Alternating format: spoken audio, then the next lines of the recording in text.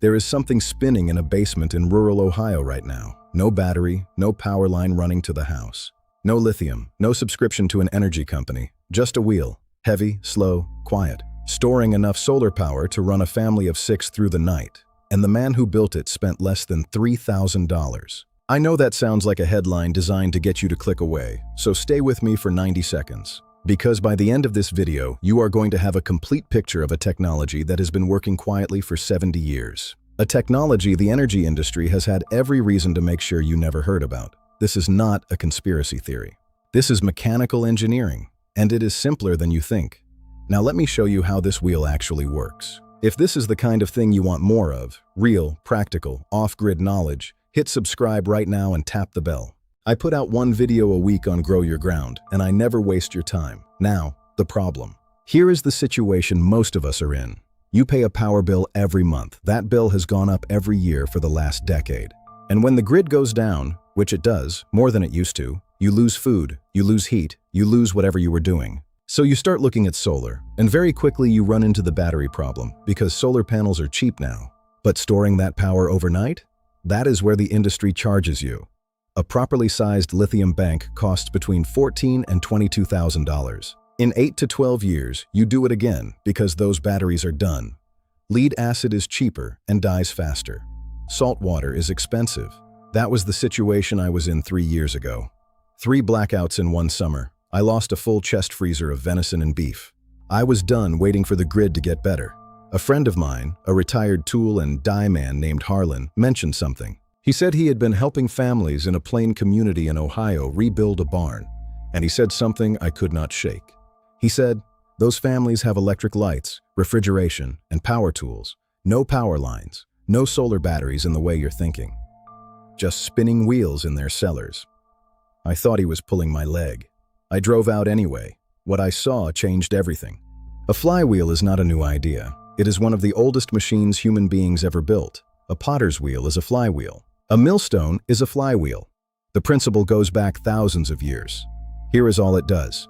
You spin a heavy mass, and it stores that energy. The heavier the mass and the faster it spins, the more energy it holds. When you need it back, you slow it down through a generator. In the context of a modern home solar setup, it works like this.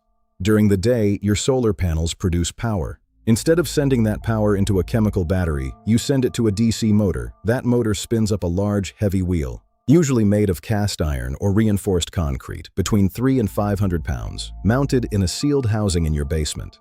The wheel stores that energy as kinetic motion, pure spinning mass. When the sun goes down, you flip the process. The wheel, still spinning, drives the same motor in reverse. Now it's a generator. It sends that stored spin back out as electricity, running your lights, your well pump, your chest freezer. The wheel slows down as it gives you power. By morning, it might be at a few hundred RPM.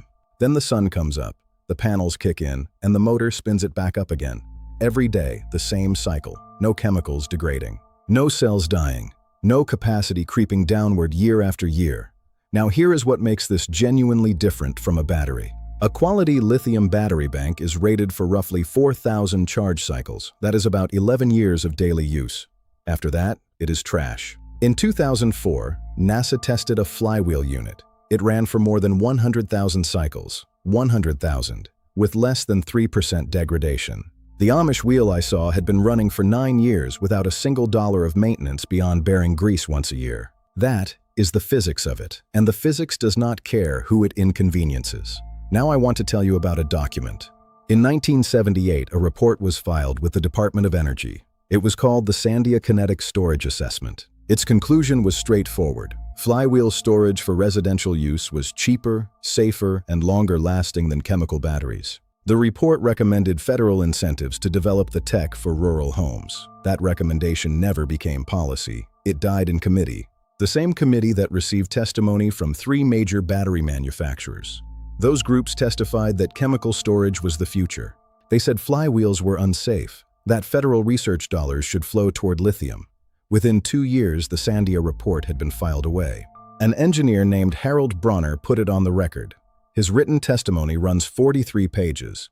On page 29, he used the phrase, "a deliberate exclusion of the home-scale flywheel from any regulatory recognition." Deliberate exclusion. Bronner was reassigned to a desk job shortly after. He never testified again. He died in 1994. His papers are now at the University of New Mexico. Box 7, Folder 12 contains the original Sandia schematics with his handwritten annotations, including the exact specs the Amish were already using. 24 years before Sandia, a Plain community bishop had already documented and refined this. The knowledge existed. It worked. The regulatory structure was written to specifically exclude it. I am not asking you to be angry. I am asking you to decide what to do with it. If you have a friend tired of their power bill, send them this video right now. Drop it in a text. Don't let them miss it. In 1954, an Amish bishop named Daniel Beeler wrote a handwritten manual. He called it Practical Mechanical Storage for the Plain Home. It was copied by hand and passed between families for 50 years. Beeler's manual describes something no commercial manufacturer ever marketed. He called it the double wheel stack. Here is the problem it solves. A single spinning wheel has a property called gyroscopic precession. If you have ever held a spinning bicycle wheel and tried to tilt it, you have felt this. It pushes back against you sideways. In a heavy flywheel, that precession creates torque on the housing. Over decades, that stress works its way into the foundation. Beeler's solution was elegant. You mount two wheels on the same shaft. You spin them in opposite directions. The forces cancel each other out exactly. Zero net precession. The unit becomes so stable that you can set a full glass of water on the housing lid while it runs. It does not move. A wheelwright named Melvin Stoltzfus refined this in 1961. He moved to what he called the twin disc configuration. It reduced bearing stress. When researchers compared it to the Sandia design, they found the Amish version was 12% more efficient in energy recovery. Let me give you the actual numbers. The family I visited in Indiana, the Eichers, run a double stack in a concrete-lined pit. Their two wheels are cast iron, 41 inches in diameter, each weighing 418 pounds. It runs up to 1100 RPM. The generator is a modified automotive alternator from a 1994 pickup truck, rewound for about $140. Their solar panels were purchased used at 60 cents a watt. Grid-tied homeowners pay 4 times that for professional installation. The total cost for the Eicher setup, not including panels, $900 to $1,400. Cast iron wheels are $200 each. Maintenance cost. They replace the bearing set every 4 years. That runs $92. That is $23 a year. For a system that will be running when their grandchildren inherit the farm, compare that to $14,000 for lithium batteries.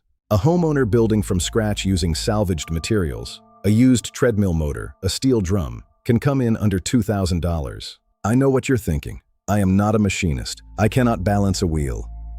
Enos walked me through it piece by piece. The wheel does not spin fast, slower than a ceiling fan at full speed. At those revolutions, the balance requirement is not precision engineering. The wiring is standard 12-volt solar circuit work. If you have ever wired a trailer or a boat, you already know how to do this. You do not need a permit because you are not connecting to the grid. You are running an independent circuit. It is your own business. The unit is quiet enough that Enos's wife did not notice it was running. She thought the power was still off. It's that silent. The assembly takes a long weekend. The materials fit in a pickup truck. The knowledge exists right now in a college archive. I was standing in the Eicher mudroom last August. I put my hand on the concrete lid. I could feel the faintest vibration, like a cat purring. Their daughter was at the sewing machine. The light over the table was running off sunshine captured 6 hours earlier. Bishop Beeler wrote that the purpose of storage was freedom. A family that stores its own power answers to no master but God and weather. That wheel is available to you. Right now. With knowledge that was never supposed to reach you. Now you have it. Would you build the double wheel stack in a detached garage or go straight into the basement? Tell me in the comments. Next week on Grow Your Ground, I'm walking through a propane refrigerator modification from 1967. Subscribe now. Keep your wheels spinning.